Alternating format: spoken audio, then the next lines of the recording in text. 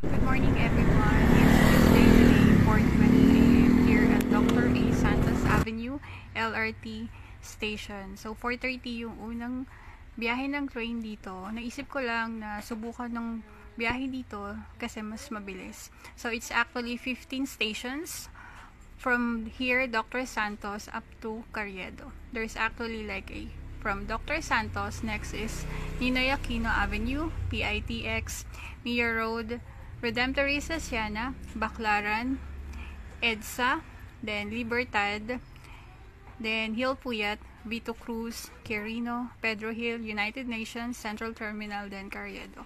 40 pesos yung pamasahe niya from here up to Carriedo.